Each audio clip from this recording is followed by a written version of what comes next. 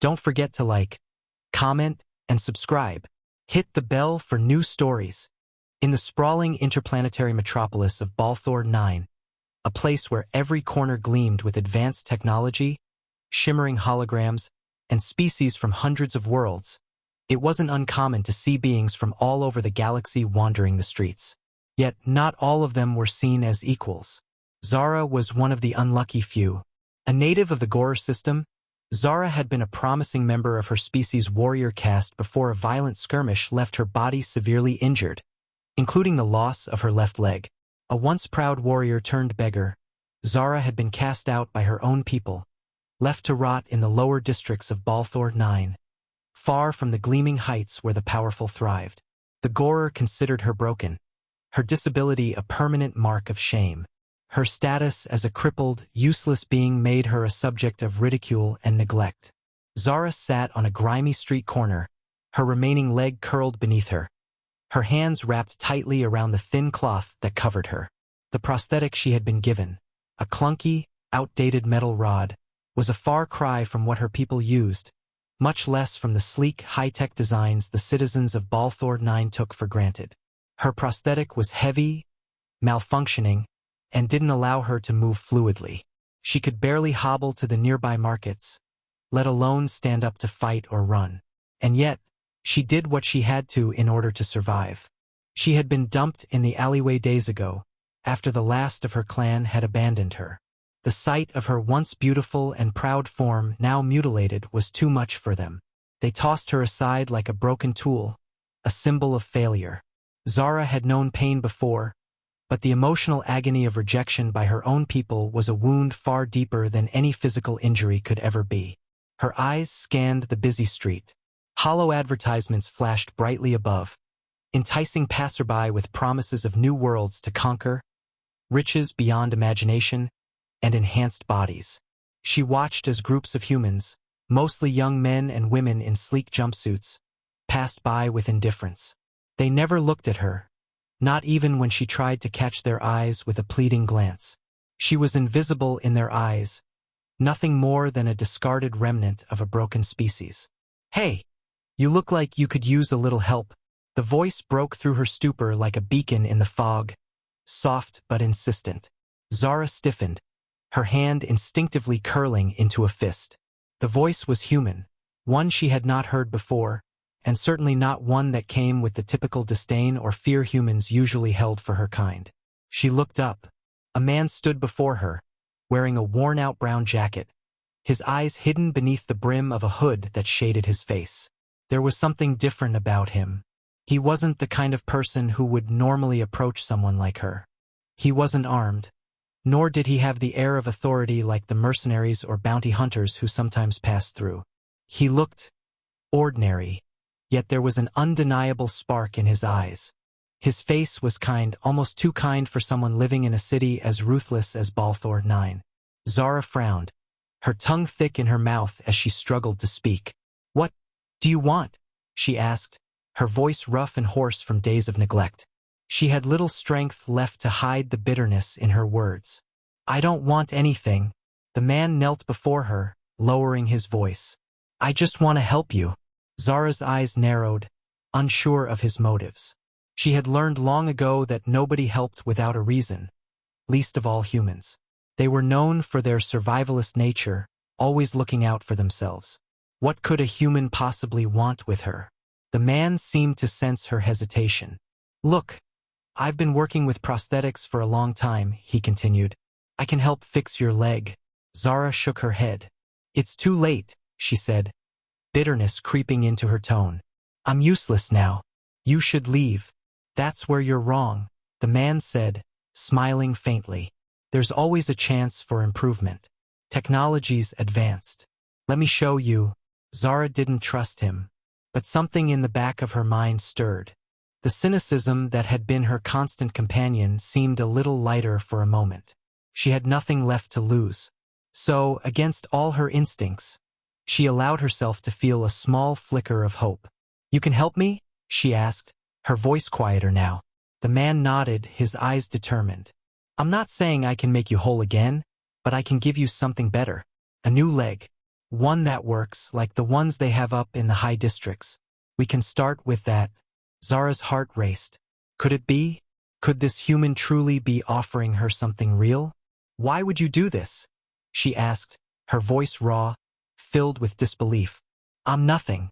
A useless alien who has nothing to offer. You're more than that, the man said. And everyone deserves a second chance. Zara searched his face, looking for any hint of deceit, any shadow of mockery. But there was nothing. His eyes were clear, sincere. After a long moment, Zara nodded, though her skepticism lingered. I'll trust you for now. The man smiled, and without another word, he reached out a hand to help her to her feet. It was a simple gesture, but to Zara, it felt like the first sign of kindness she had received in years. And for the first time in a long while, she allowed herself to believe that maybe, just maybe, her life wasn't over. Not yet. The hum of machinery filled the sterile, cold air of the makeshift workshop. It was tucked away in the deepest recesses of Balthor 9, a city where every alley seemed to hold secrets and stories waiting to be discovered. The workshop itself was a hodgepodge of tools, wires, and mechanical limbs, each one painstakingly crafted, tested, and refined. It looked nothing like the grand medical facilities Zara had once known back on her home planet. There were no sterile white walls, no elegant assistants ready to pamper the elite. Instead, it was a quiet, dimly lit place filled with discarded prototypes and unfinished projects. But to Zara, it felt like a sanctuary. She sat on a worn-out metal chair, a small cushion beneath her for comfort, as the man, the human, worked diligently at his station. His name, she learned, was Elias Creel, a name that meant little to Zara in the grand scheme of things, but in that moment it felt like a lifeline. He was focused on the robotic leg that had been carefully disassembled in front of him, fingers moving deftly over the components. Zara watched him in silence. Her gaze flickered to her old prosthetic leg, still attached to her body, the aging and malfunctioning piece of technology that had been her only support for so long. It felt as though it had become a part of her, like a second skin.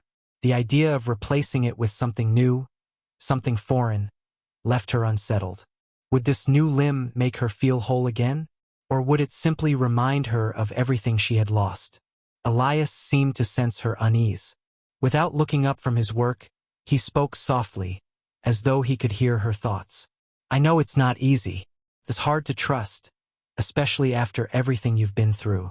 But I promise you, I'm not here to take anything from you. Zara shifted uncomfortably in her seat. She hadn't shared much of her story with him. She didn't want to burden him with her past. But the weight of those memories, of being abandoned by her people, of losing her status and her dignity, pressed down on her chest like an iron fist. It was something she carried silently, like a shadow that followed her everywhere. You don't know me, Zara muttered, looking down at her hands. You don't know what I've been through. Elias paused, then set down the tool in his hand and turned to face her. His expression was calm, understanding, but there was a quiet strength in his eyes. No, I don't, he said simply, but I'm willing to listen. You don't have to say anything if you don't want to. I'm here to help you, that's all. Zara's throat tightened. It wasn't just the physical injury that had scarred her. It was the betrayal of her own people, the ones who had thrown her away like a piece of trash once they deemed her no longer useful. In their eyes, she was less than nothing, a failure, and that pain was something she couldn't escape. No amount of technology or prosthetics would ever erase it. She didn't respond to Elias's words, but she felt something shift inside her. For the first time in what felt like an eternity, she was being treated with respect. Not as a crippled soldier who had failed, not as an alien to be discarded, but as someone worthy of help. The warmth of his gesture, the quiet compassion in his words, was a strange thing to Zara. She didn't know how to process it. Elias returned to his work, adjusting the servos and sensors in the new leg. This leg, he explained, is different from what you're used to. It's got adaptive technology, neural synchronization, and it's lighter than what you've been using. The material is far more advanced too, designed for durability and flexibility. It's not just a prosthetic. It's a tool, a part of you that can help you regain your independence. Zara's gaze drifted to the leg on the table. It was sleek, black, with intricate lines running along its surface, glowing faintly with a soft blue light. It looked nothing like the crude metal rod she was familiar with. It looked powerful. "You think it will work?" she asked, her voice low. Elias gave a small smile. "I know it will. I've worked on prototypes before. It takes time to get the neural interface just right, but this will be the start of something new for you. Promise?" Zara nodded, though doubt lingered in her mind. She wanted to believe him, to trust that this would be the answer she had been waiting for. But every time she'd allowed herself to hope in the past, it had been shattered. She couldn't afford to let herself fall into that trap again. But Elias wasn't asking for anything in return. He wasn't offering her false promises or empty words. He was simply helping her. The realization hit her like a wave. He wasn't trying to fix her, or make her better, in the way her people had always demanded. He was simply trying to give her a chance. And that, in itself, was a gift she hadn't known she could receive. The hours stretched on as Elias worked, his hands moving with practiced precision as he attached the final components of the leg. He showed Zara how to activate it, how to engage the neural interface, and how to calibrate it for her body. It was a painstaking process, but as time went by, the leg began to take shape, sleek and sophisticated, far beyond anything Zara had ever imagined. When it was finally time, Elias helped her stand. Zara braced herself, feeling the cool, metallic surface of the new leg as it clicked into place. Her heart pounded in her chest as she took her first tentative steps. The sensation was foreign at first. The leg moved effortlessly, adapting to the rhythm of her body, responding to her thoughts as though it was part of her. The old leg had always been stiff, a constant reminder of her limitations. This new leg, it felt different, felt like freedom. Zara took a few more steps, then stopped, her breath coming faster now. She glanced down at the new leg, her eyes wide with disbelief. I can walk," she whispered, her voice trembling. "I can walk." Elias smiled, his expression soft with pride. "You always could. You just needed the right tools to do it." Tears stung Zara's eyes. It wasn't just the physical ability to walk again, it was the sense of possibility that came with it. For the first time in years, she felt like she was no longer trapped by her body. She could move, she could act, and she could fight. She wasn't broken. Not anymore. "Thank you," Zara whispered, her voice thick with emotion. "Thank you for believing in me." Elias nodded, his eyes filled with quiet understanding. "You don't need to thank me. This is just the beginning. Let's see where you go from here." Zara's first steps into the streets of Balthor 9 felt like a rebirth. The weight of the new prosthetic, which had once felt foreign and daunting, now felt like an extension of herself. With every stride, the hesitation melted away. Her gait, previously awkward and stiff, was fluid. She was moving in a way she hadn't been able to for years. The sensation of power, control, and autonomy was overwhelming, and the world around her seemed to open up. Elias walked alongside her, his presence a steady comfort. He was quieter now, offering only a smile or a nod when she stole a glance at him. He didn't push her to speak, didn't demand gratitude. He let her experience the moment in her own time. His quiet patience was another gift she hadn't known she needed. The city of Balthor 9 stretched out before them, endless towers of glass and steel, neon lights flashing above with advertisements for technology, entertainment, and business ventures from across the galaxy. People moved with purpose, oblivious to the alien woman walking among them. To many, Zara would have been just another face in the crowd, a beggar, a lost cause. But to herself, she was something more. She was alive again. As they walked, Zara marveled at the ease with which she moved. No longer confined by the clunky, faulty prosthetic, she could step over cracks in the sidewalk, navigate crowds without stumbling, and even jog a few steps without pain. There was something almost surreal about it. But that surrealism soon gave way to a sharp sense of awareness. The looks that followed her weren't just from curiosity, they were from judgment. She saw the eyes of the passerby lingering on her new leg, on her gait, and she knew what they were thinking. Another one of those failed projects. Don't think she can make it in the higher districts. Zara had been to the upper levels of Balthor 9 before, back when she was part of her people's warrior caste, but those days felt like an eternity ago. She hadn't realized how much things had changed for her. She had been thrown aside by her own kind and now, even among strangers, she was nothing more than a broken vessel. The whispers weren't new, but they stung more than usual today. She clenched her fists, frustration building inside her. Her heart raced, but her breathing steadied. Elias, sensing her shift in mood, gently placed a hand on her shoulder. "Hey," he said softly, "don't let them get to you. You're not just a leg, you know? You're more than that." Zara met his gaze, his words sinking into her chest like a warm ember. She wasn't just a broken warrior, a discarded tool. She was alive. She was capable. And no matter what anyone else thought, she had the power to take her future back. "Let's keep moving," Elias suggested. "There's someone I want you to meet." Curiosity piqued. Zara followed Elias down the winding streets of the lower districts. The bustling thoroughfares gradually gave way to quieter, narrower alleys. The farther they moved, the more Zara felt the eyes of the high society fade into the background. This was the world she had known in her days as a warrior. The underbelly of Balthor 9, where people like her, people with nowhere else to go, made their lives. They approached a small door tucked between two larger buildings, worn from years of use. Elias knocked once, 3 firm raps, and after a few moments, the door creaked open. A tall, wiry woman with graying hair and the look of someone who had seen too much stood in the doorway. "Elias," the woman said, her voice gruff but welcoming. "I wasn't expecting you today. Got a favor to ask," Elias replied, stepping aside to let Zara enter. Zara hesitated at first. She wasn't sure what to expect in this unfamiliar space, but Elias's presence gave her confidence.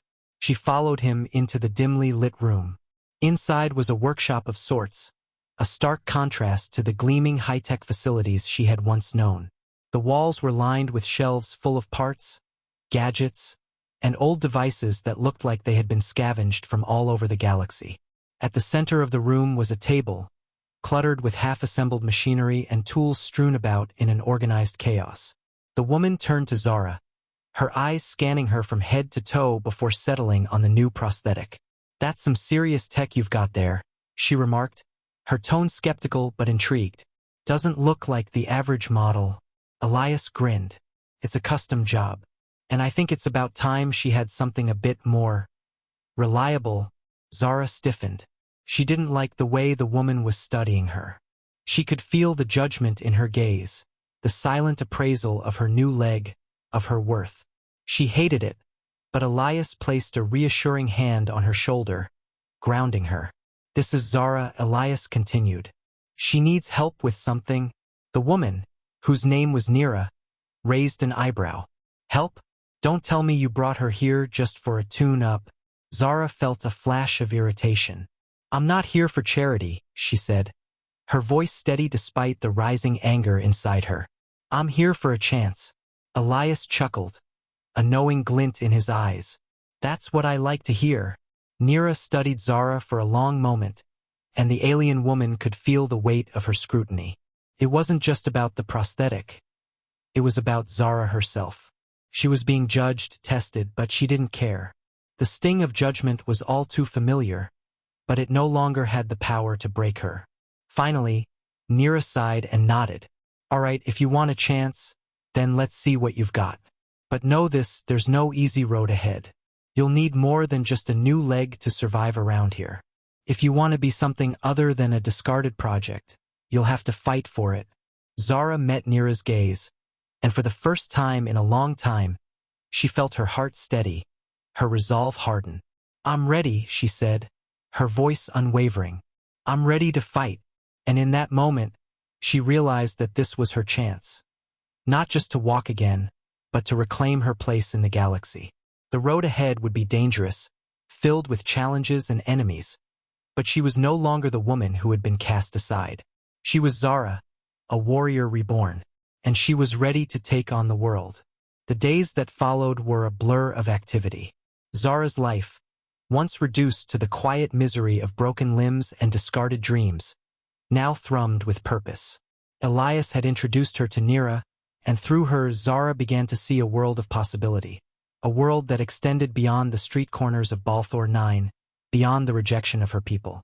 Nira, with her wiry frame and sharp eyes, became a strange kind of mentor to Zara.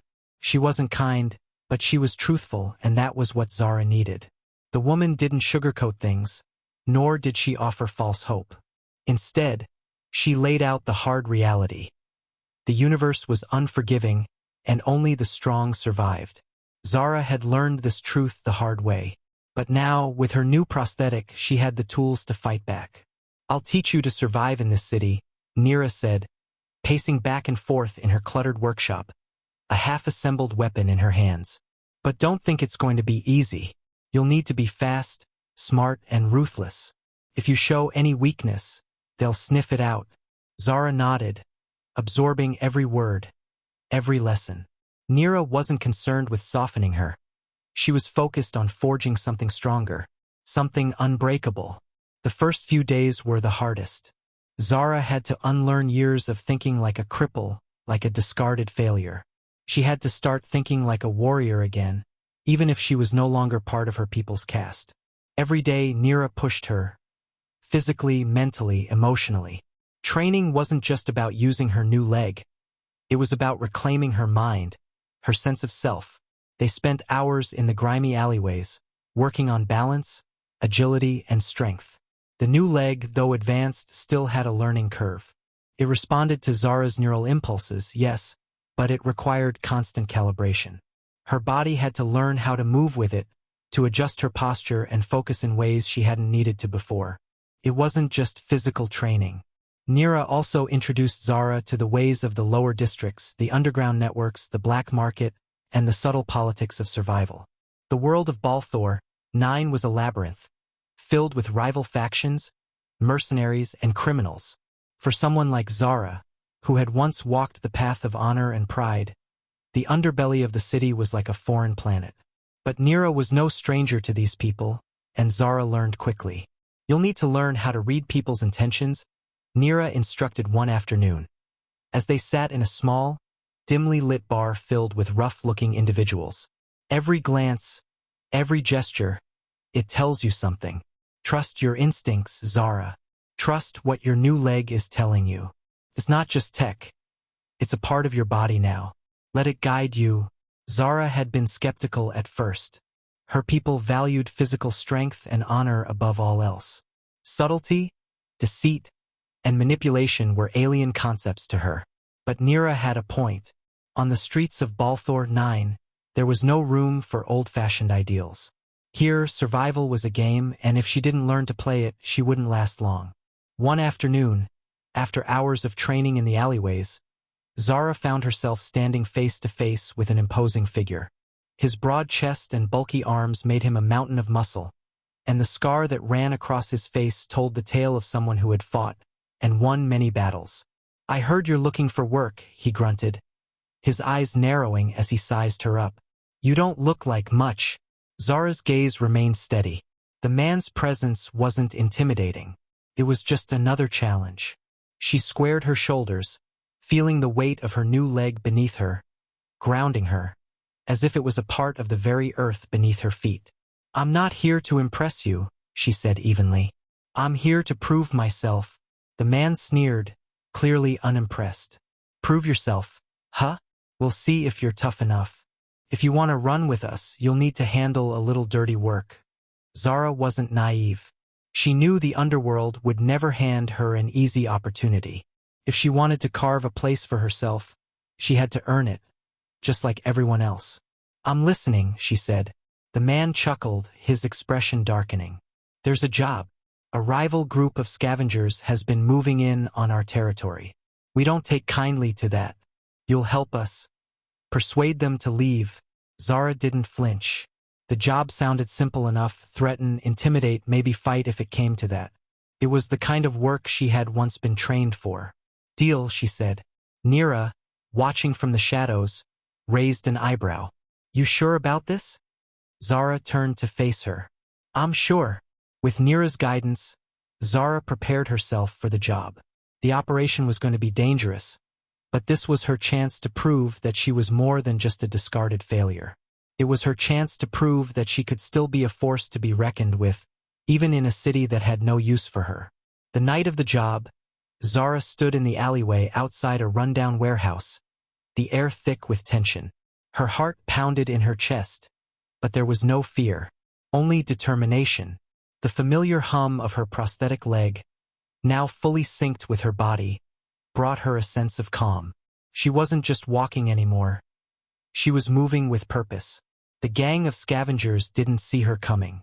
She moved through the shadows like a predator, her new legs silent and swift, every step in sync with her body.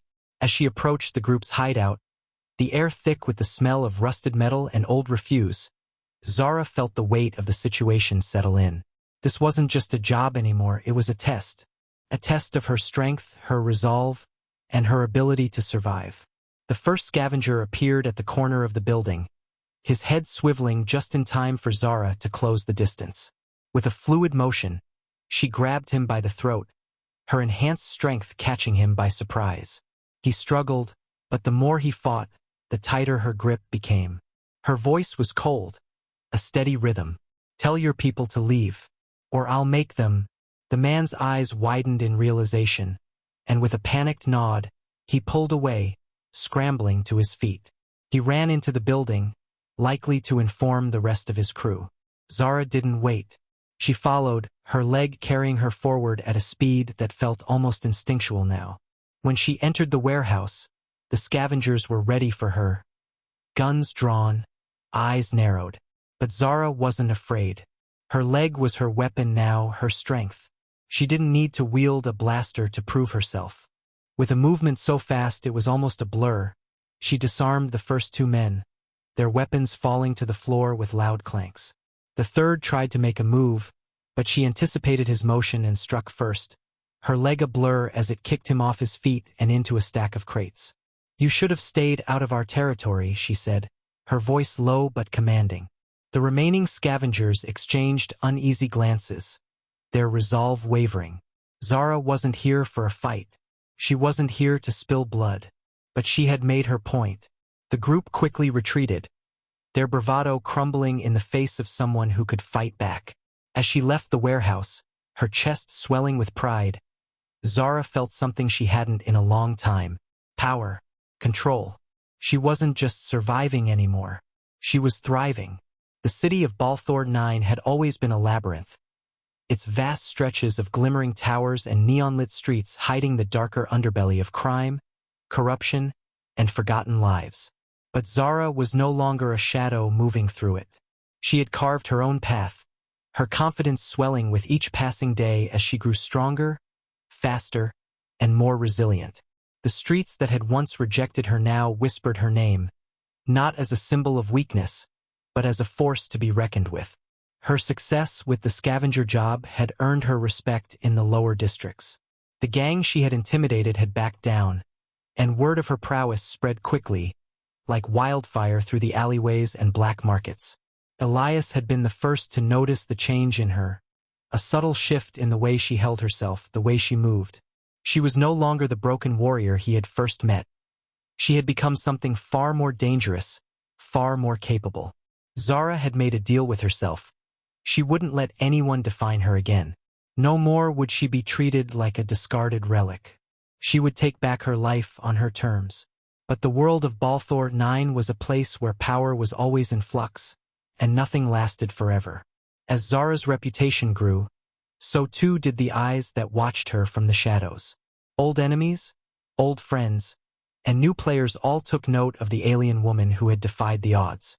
They all had their own reasons for watching her, and their own agendas. Elias, ever the protector, had warned her of the dangers that came with her newfound power. The higher-ups are noticing you, he'd said one evening, his tone cautious. And that's not always a good thing. You've made waves, Zara. Be careful who you trust. Zara hadn't known what he meant at the time, but she was beginning to understand. It started with a visit to Nira's workshop, a routine trip to gather her next set of instructions.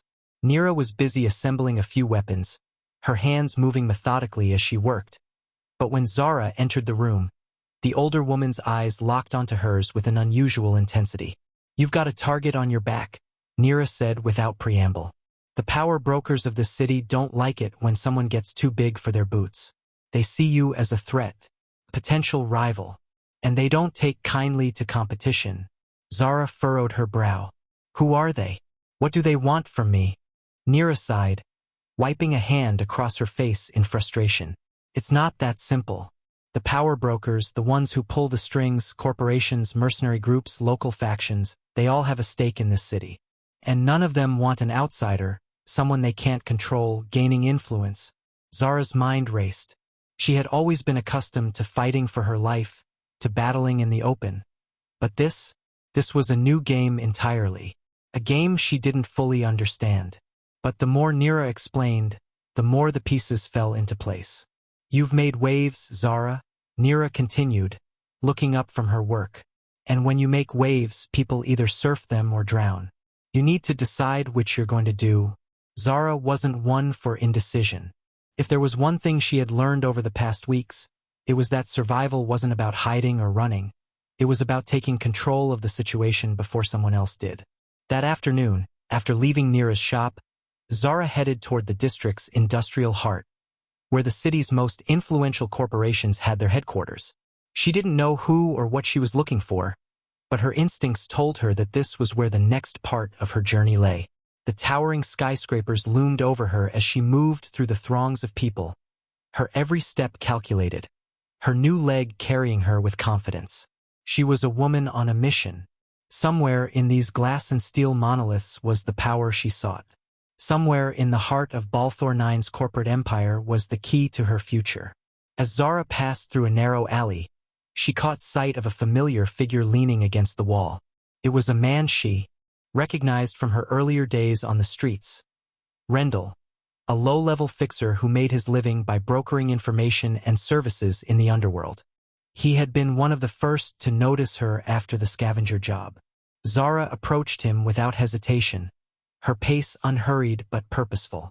Rendell's sharp eyes flickered to her as she stopped in front of him, his expression unreadable. "You're getting bold," he said, a slight smirk tugging at the corners of his lips. "I'm not here for games," Zara replied, her voice steady. "I need information about the power brokers in this city. Who's pulling the strings, and what do they want from me?" Rendell studied her for a moment, then sighed, as if weighing the consequences of helping her. "You're in deeper than you think," he muttered, pushing himself off the wall. "But I suppose you're right.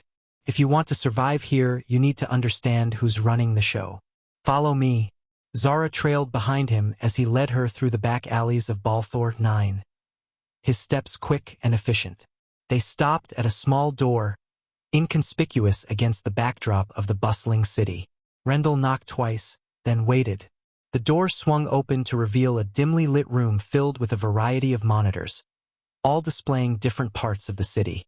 At the center of it all was a woman, sitting behind a desk, her eyes sharp and calculating. She didn't look surprised to see Zara. "You must be the one making all the noise," the woman said, her voice smooth and cold. She leaned forward, her eyes narrowing. "What do you want?" Zara wasn't intimidated. She'd faced down worse enemies than a corporate spy, and she had nothing to lose. "I need to know who's behind the power in this city. And I need to know if they want me dead." The woman studied her for a long moment before she spoke again, her lips curling into a smile.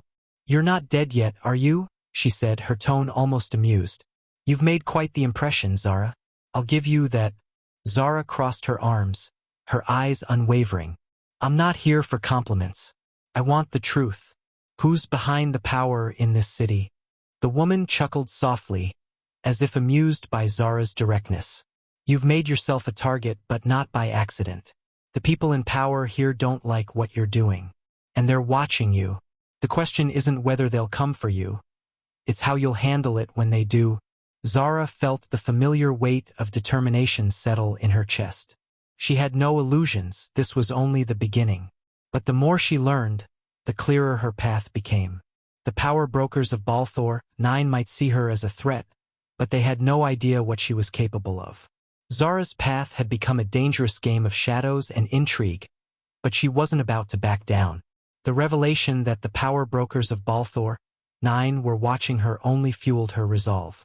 The city, with its gleaming towers and dark alleys, had become a battlefield, one she would control on her own terms.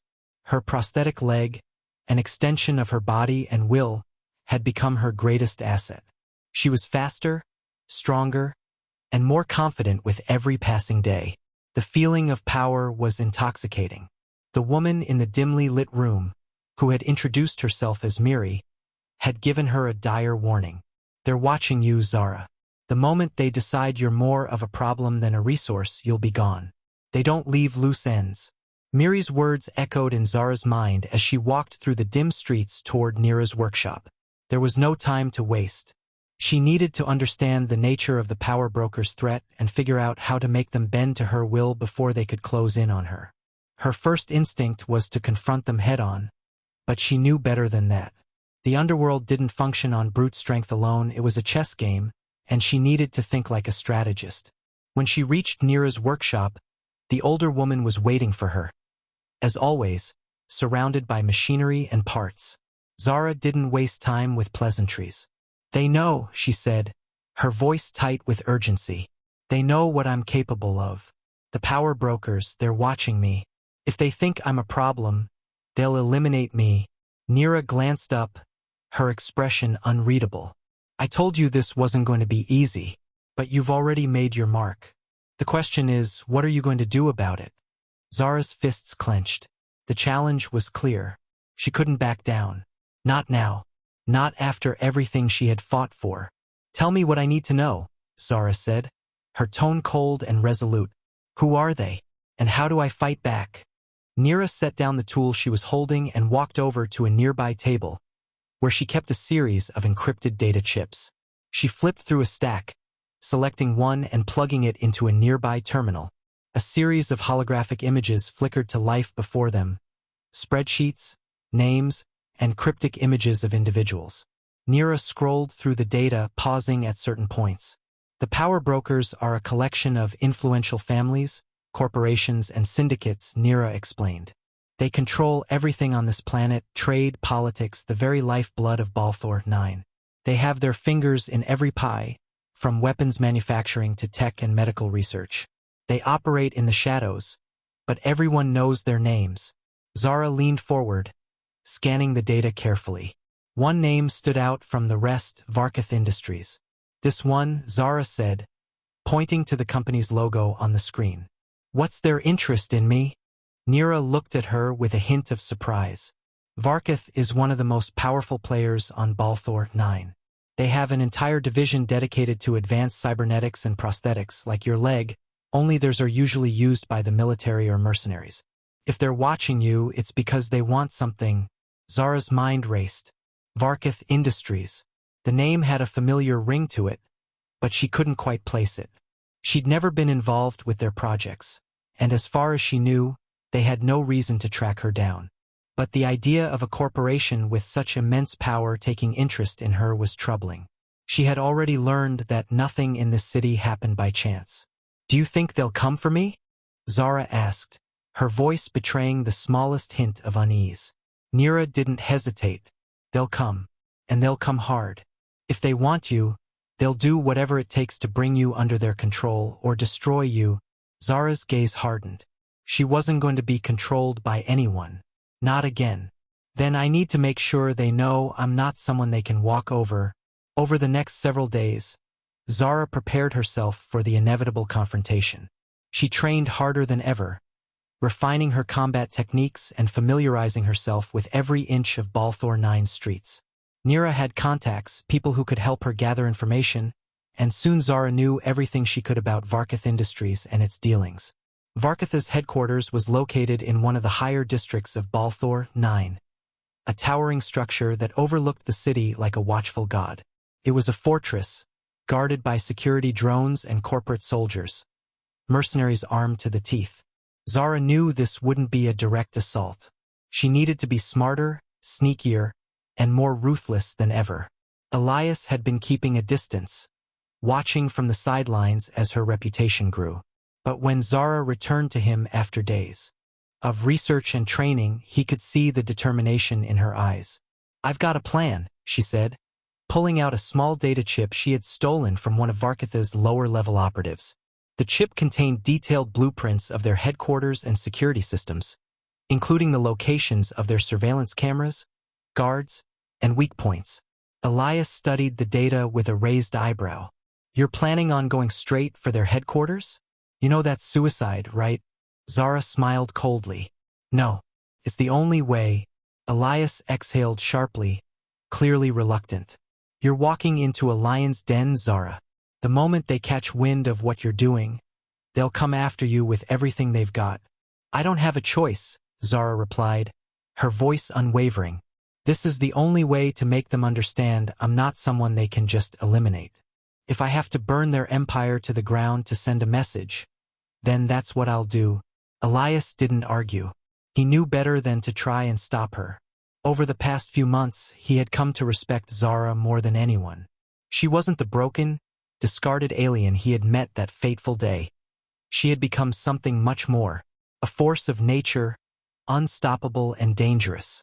"We'll need help," Elias said, finally conceding. "You can't take them on alone." "I know," Zara said, already formulating her plan. "But we'll need to be careful. We can't tip them off before we're in position." The clock was ticking. Varkath Industries would come for her sooner or later. But Zara wasn't going to wait around for them to make the first move. She was going to take the fight to them, and this time she wasn't just trying to survive. She was out for vengeance. The night before the assault, Zara couldn't sleep. She sat by the small window of her makeshift apartment, staring out at the sprawling city below. The neon lights cast an eerie glow over the streets, the distant hum of traffic a constant reminder of the world she was about to plunge into. It felt like the calm before a storm, and she couldn't shake the gnawing feeling that everything she had worked for, everything she had become, was about to be put to the test. The thought of Varkath Industries, a powerful corporate behemoth that had only just begun to notice her existence, twisted in her gut. Their cold, calculating approach to power left no room for weakness, and they were more than willing to eliminate anyone who stood in their way. Her leg, had been their attempt to control her, to use her as another tool for their own gain. But she had reclaimed it, and now they would pay for underestimating her. "You've got a death wish, Zara," Elias had said earlier that day as they prepped for the mission. His voice was full of concern, but his eyes betrayed something else: respect. He knew her well enough to understand that once she set her mind on something, nothing could deter her. And now, she was determined to bring down the very force that had once tried to use her. A soft knock at the door interrupted her thoughts. It was Elias, standing in the doorway, his face drawn in concern. "You ready?" he asked quietly, stepping inside without waiting for a response. Zara met his gaze, the flicker of doubt from earlier now gone. She was ready. The calm before the storm had passed. "Yeah," she said, her voice steady. "Let's go." The team was assembled. Nira had pulled a few favors, and they had gathered the tools and resources they would need. A small group of highly trained mercenaries, including Elias, would assist her, but the bulk of the plan would rest on her shoulders. The others were there for backup. If everything went wrong, they would be the safety net, but they wouldn't be leading the charge. The route to Varkath Industries was risky, but it was the only one that offered a chance to get close without triggering alarms too soon. They would approach from the back, using an abandoned tunnel system that ran under the city, a relic from the older days of Balthor 9. Once they reached the outskirts of the corporate complex, they would split into teams, with Zara leading the way. She would be the spearhead, the one to crack the foundation of their fortress wide open. The plan was clear: infiltrate, sabotage, and leave them with a message they wouldn't forget. But Zara had something else in mind. This wasn't just about sending a message, it was about taking away their power. She wasn't just going to burn Varkath Industries to the ground. She was going to rip the heart out of it. Hours later, as the sun dipped below the horizon, Zara stood in the shadows of a crumbling building, her team ready at her side.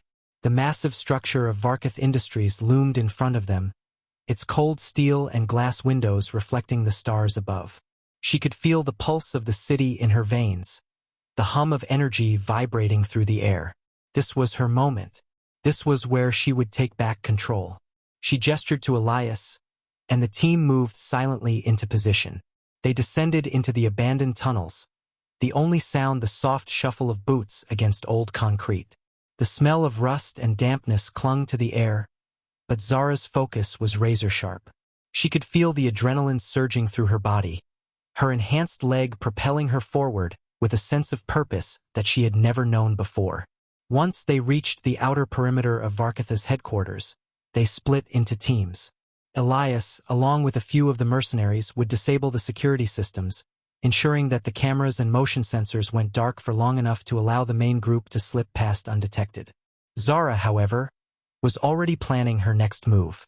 She would go straight to the heart of the building, where the CEO of Varketh, Alan Varketh himself, was likely to be. "I'll take care of the boss," Zara said to Elias, her voice barely a whisper. Elias nodded grimly. "Be careful."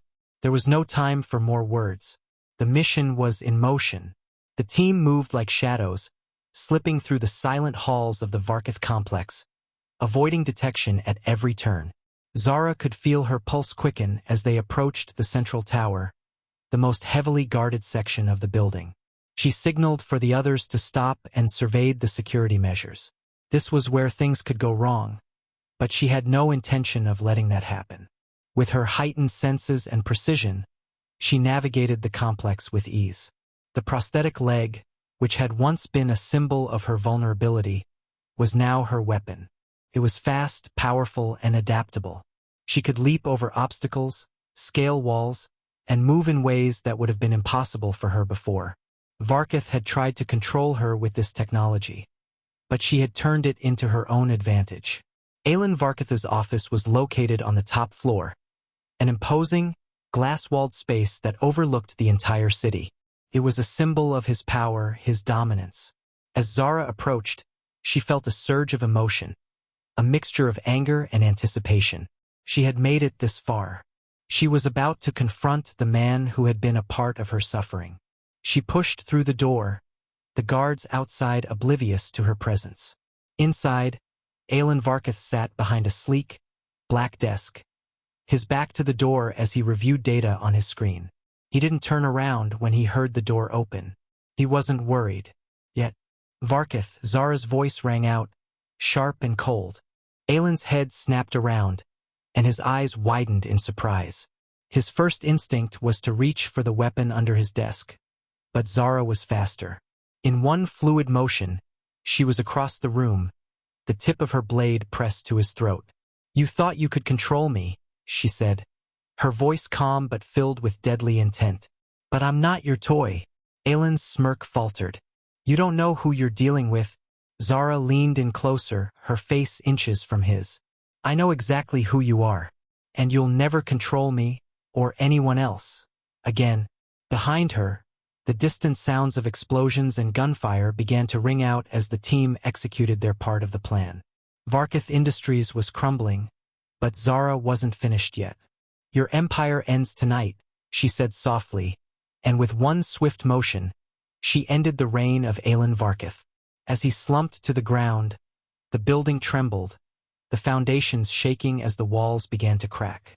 It wasn't just a victory, it was a statement. The power that once ruled Balthor 9 had been toppled, and Zara had done it.